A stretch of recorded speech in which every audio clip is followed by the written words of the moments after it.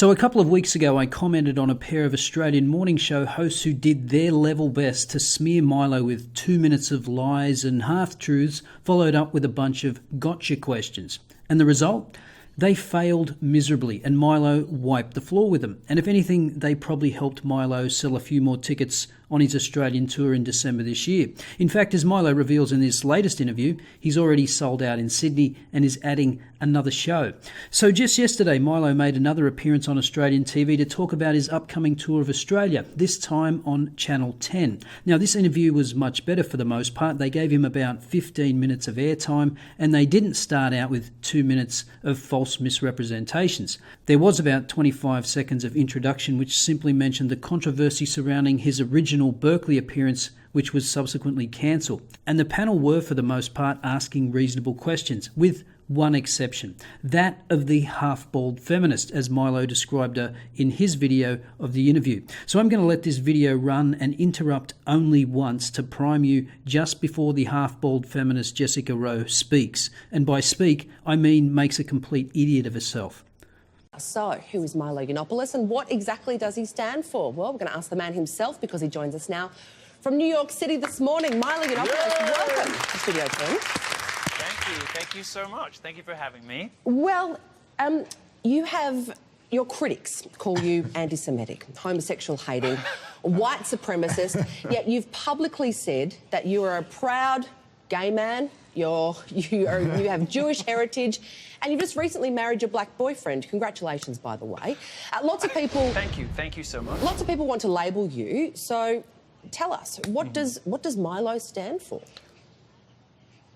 Well, I'm a free speech activist, so sometimes I say outrageous and controversial things. Sometimes I'm a jokester and a trickster and a Loki-esque figure. The political left, the feminists and the social justice warriors and the leftist journalists don't like me very much and call me a variety of names because they find me difficult to categorize. They don't understand how a gay guy could have these opinions or whatever. I don't really fit into any box, so I represent sort of a threat to them because I'm persuasive and charismatic and have a huge fan base. They just really don't know how to deal with me. Very modest as well, darling. Also very humble, very humble. Because, Milo, I'm a feminist, and I'm proud to be a feminist. So as you just heard, the half-bald feminist just admitted she's a proud feminist. So that's red flag number one. But that's the least of her problems. The fact is, Jessica Rowe, the half-bald feminist, is one of the stupidest people on Australian TV. And that's a bold claim given the abject level of idiocy on Australian commercial television. Now, in my previous video a couple of weeks ago, I noted that the type of smear tactics used by the 7 Sunrise crew on Milo were the same type of tactics used on Cassie J, which resulted in just more promotion for her film. And by the time she left the country, The Red Pill was ranked number 2 top-selling movie on YouTube Movies in Australia and number 1 best-selling documentary on Google Play. So to prime you for what you're about to see, let's go back a year to the same show and listen to what the half-bald feminist said about The Red Pill.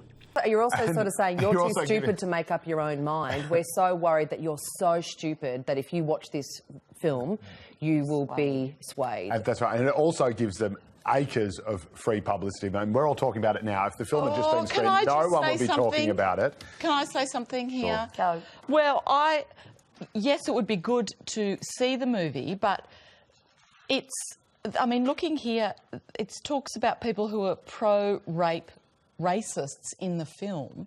We have no problems, as we should not, banning people from visiting Australia preaching hate.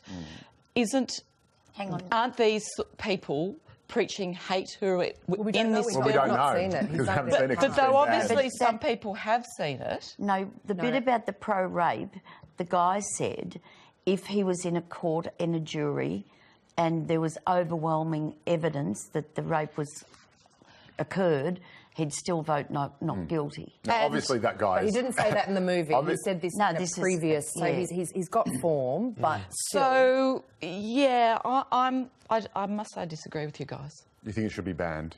Well, yes, I do, because I think if it does... No. I think if it does, no. I think if it offends, intimidates, or insults people, and it is not in the matter of public interest, I have no problems with this being banned. People just got to stop being so hypocritical. You can't just say, let's ban it because I don't like what's in it, you know? Like, on one hand, we can't say, you know, it's great. Well, then why do we ban people from visiting here saying we don't like what you're saying? Because it's inciting hate. But you could argue that this film incites... Well, we haven't seen the film. We haven't seen the film. When Muslim clerics, extreme Muslim clerics are coming out and saying that all Jews should be exterminated, bad. When men are saying, well, we feel oppressed because of these reasons, I think that's fair enough. People should be able to have their say. And these safe spaces and this kind of, blanket ban on things because it might upset people, it's appalling. No, but this has been described, the people in this, as the sexist cesspit of the internet. Who cares? I do, who because cares? if what they're saying incites hate against women, I don't think that should be something that's in the film. No, you don't have to agree with it, but it doesn't mean you can ban it. If someone's coming here saying, kill women, that's a problem. That's no good. If someone's coming here saying, you know what, men should have more rights, or feminists are, oppressing us, or they're sexist or have stupid views or whatever, that's not hate speech. That's just people being right. And it should be a discussion. I would disagree with that. So that's a preview of the nuclear level of stupidity we are dealing with. No pretense of objectivity or basic curiosity. If she thinks something's offensive because she read a completely biased review of it, then it's fine to ban it. And you'll be happy to know that she hasn't learnt anything since. So as you watch the rest of this and get the urge to throw something at the screen in frustration, just remember that the half-bald feminist is helping to sell more tickets to MILO's gigs. MILO, I'm a feminist, and I'm proud to be a feminist, and a lot of what you say... That's okay. I'm sure they'll cure you soon. No. There's chemotherapy for that. No. I suppose, of course, everyone is entitled to a view and to free speech, but the issue that I have with you, and I suppose a number of critics have with you, is that you seem to just stir up hate for the sake of it, because you want to get a reaction, because you want to provoke, and you don't seem to then take the consequences for that.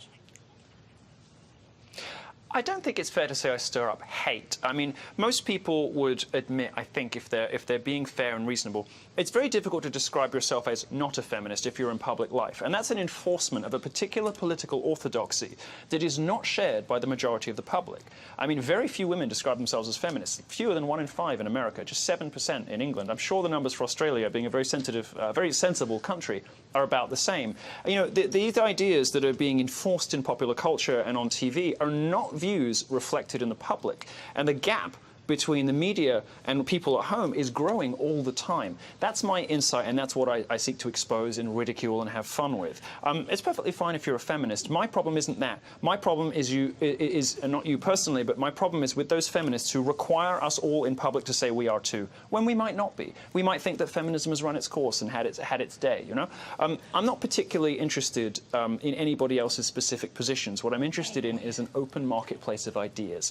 A fair, open system where everybody can express themselves without fear of censure, without fear of professional disaster or social, peril, just because they cracked the wrong joke on Twitter or because, they used the wrong language at work. Can I just interrupt for a second, MILO, because just pick up on what Jess says.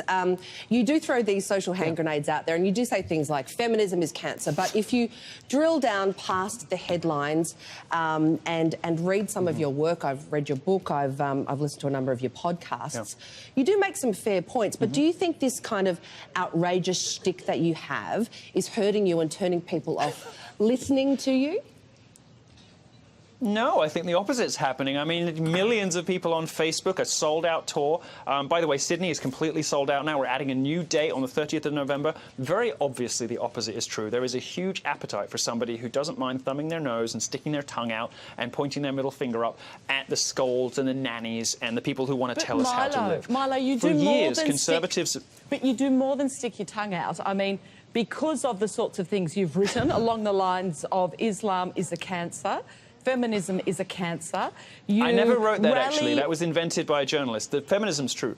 You rally your followers for hate campaigns. There was Leslie Jones, who was in Ghostbusters. Well, what do you mean by hate campaigns? I mean, this was invented by the media. I wrote a review of Ghostbusters. Invented. I don't want to get into little details, but no, that I wrote isn't a review of little Ghostbusters detail. that defended her. It isn't. No. The little detail is that actually, I wrote a review of Ghostbusters that defended her. Then some people said some mean things about her, and I was blamed. Well, we don't blame Beyonce when her fans say mean things to Taylor Swift. Wait a minute. We don't blame, Justin Bieber when his followers who said incredibly racist things about her. Some mean people. So why then, I went on CNN and I said it was horrible, I said it was terrible. But I'm not responsible for what they say. I'm responsible for what I say. Of a consequence of what you say, because I think there is so much hate in the world, and you seem to think it's funny. You seem to sort of think. Oh, I do think it. No. But it's not funny. Most of what's characterised as hate and abuse and harassment, this is all a sort of a hysterical drumming. It's like a moral panic by the media. The reality is some people in power don't like jokes being made about them. And I'm perfectly happy to tell jokes about powerful people because they can take it. I don't tell jokes about ordinary private citizens. I don't ruin the lives of private citizens like journalists do. Gawker's journalists who destroyed that woman, Justine Sacco, because she told the wrong joke. I tell jokes about people in power. I tell jokes about politicians, celebrities, journalists, university professors. I tell jokes about people in positions of huge institutional power who can take it. I punch up, not down. And I tell jokes that a lot of people find funny and are amusing. Because now, the actions of a small... What you do is that because you continue this hate, it then encourages other people to think, you know what, this is all right to have a calling it hate. I think you're mentality. I think you're over-egging the pudding. This is impish gay man who tells a few waspish jokes.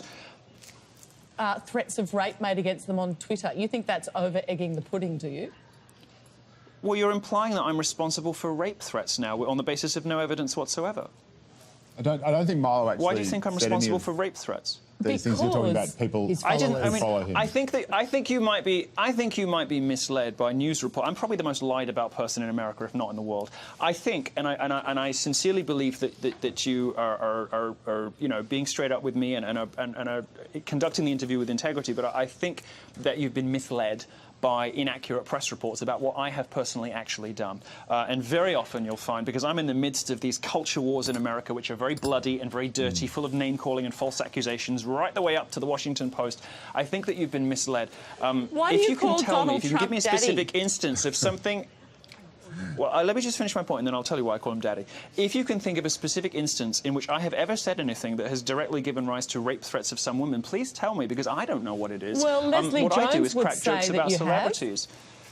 And you were taken off Twitter Leslie, let me tell you, Leslie Jones, not to get too much into this because I've been over it so many times, but Leslie Jones was responsible for targeted harassment on that platform. I wasn't. Leslie Jones was, retweeting all kinds of stuff about me. I barely mentioned her except to crack a joke about her looks, which I'm entitled to do. If I can't comment on a celebrity being ugly, then, literally the roof is going to come down. Yeah, but you've got to take a consequence for us. And all the stuff you did with Gamergate. I do. I accept responsibility for my own actions. And you can throw out names like Gamergate, which your viewers are not going to understand. But the reality is, I took the side of what I consider to be, consumers over the establishment. The consumers, actual video gamers, who were worried about their art form being poisoned by social justice, just like social justice has ruined comic books, ruined Hollywood, ruined the Academy, ruined journalism, and everybody agrees with it. 65% of people in America think the press routinely makes stuff up. Why? Politics, the left. And we didn't want that same thing to happen to video games, so we resisted it. And for our trouble, we were called all manner of terrible things and accused of things we did not do. Because you trolled women, that's why. All kinds of things get through. Did I troll women? Can I just ask a question? You seem to be accusing me of things that I never did. I'm responsible for what I do. I'm much more interested, by the way, in your question about Daddy and about Daddy Donald Trump. I called him that because I think it sort of annoys everybody, but also because it reflected the role that Donald Trump was playing in culture and in society at the time. He was one of those people that kind of slightly made you cringe sometimes, made you a little embarrassed sometimes, but was basically right, basically had your interests at heart. And if you stuck by him, you knew he was going to look after you in the end. I found that a lot of female voters who you might not have imagined would vote for Trump because of perhaps his locker room talk or whatever, were voting for him anyway, and they loved him. Why? Because he was this strong, masculine figure who projected strength and maybe a little machismo versus the previous president who was, you know, limp-wristed and useless and never inspired. There were no women fainting in the aisles or you know, lightheaded on the chaise longue for Obama towards the end. But there were for Trump, and I found it fascinating. And so anyway, I called him Daddy, and it annoyed the left and the right, which is exactly where I live. If both sides are upset with me, that's what I want. I want both the conservatives and liberals mad with me. Then I know that I'm probably okay. I just want to... Are you the subject of fake news, then? Of course, of course. I mean, any conservative in public life is going to be routinely, you know, lied about, demeaned, ridiculed. Look at how hard they come at me. They've called me a pedophile apologist when actually I'm the victim of it. They've called me a neo-Nazi and a white supremacist when actually white supremacists and neo-Nazis hate me. The Daily Stormer, which is the biggest white supremacist blog in the world, declared a holy crusade against me. No one reported that.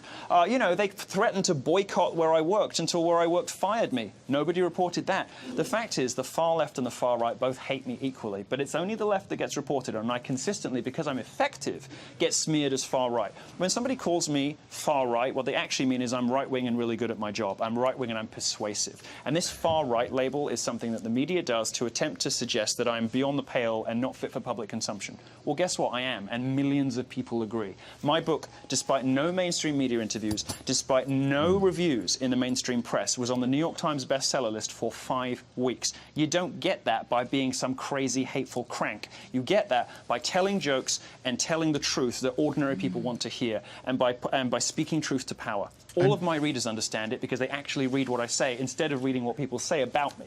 And all of my viewers and my fans and the people who come to my shows get it because they actually listen to me instead of what left-wing journalists say about me. I certainly understand that, Milo. And when you speak, you're often very funny, you're often very witty, and a lot of what you say is often very interesting. I remember listening to a speech you gave at one of the universities where you talked about, the origin of religion and the role of marriage and protecting women's rights and making it about consent. And I love history, and I thought that was very interesting, and you raised a lot of very good and unfashionable points. And then it sort of veered off into something along the lines of, aren't all feminists ugly or something like that. And I just kind of wondered if, I mean, have you become now a sort of captive of some of these a bunch of sort of followers or a sort of mob that wants to cheer and shout when you say things like that, but actually doesn't get you? I mean, I kind of get the feeling that Donald Trump wouldn't actually get you. He wouldn't actually understand half the jokes you're making. Well, daddies never get their children, but no, I don't think that's true. I think what I do is weave highbrow and lowbrow. In my columns, you'll see, low rent jokes, and you're like, ugh, that was low hanging fruit, or ugh, do you have to be so mean? It was like, newsflash, gay guys can be catty.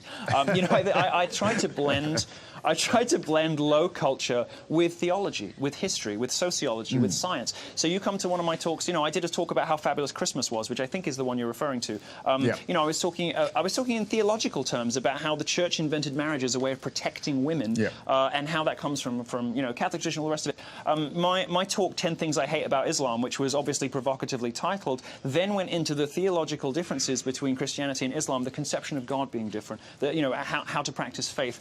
I try to blend lowbrow and highbrow, and that's very unnerving. And I don't want to interrupt, but I suppose that's part of the frustration, because you make a lot of good points about the censoriousness of the left and the outrageous things that's happening happening on US campuses now, where they are just shutting down debate and banning people and calling anyone they disagree with a fascist.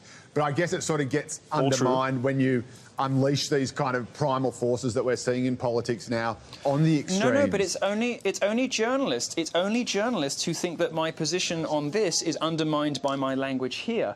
Everybody else loves it. It's only journalists, because they're so earnest and high-minded and stuffy and pompous. No offence, I'm not talking about you, but other journalists who say this stuff, we're just getting to know one another, so I don't know what you think. But other journalists who say this stuff, they're sort of, you can't possibly use this language, blah, blah, blah. Give me a break. If I want to say that feminists are fat and ugly, which, by the way, most of them are, then I will. If I want at the same time to talk about...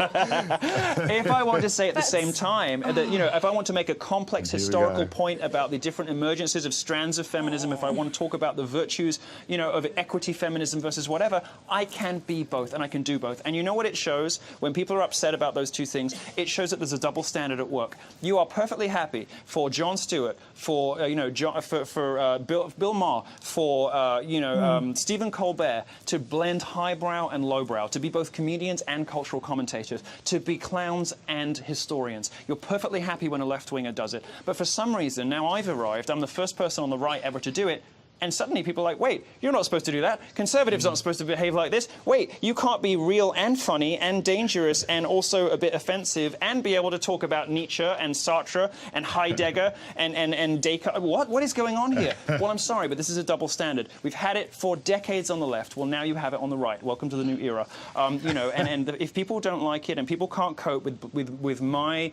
blend of elevated discourse as well as low-rent cattiness, that merely demonstrates their own hypocrisy.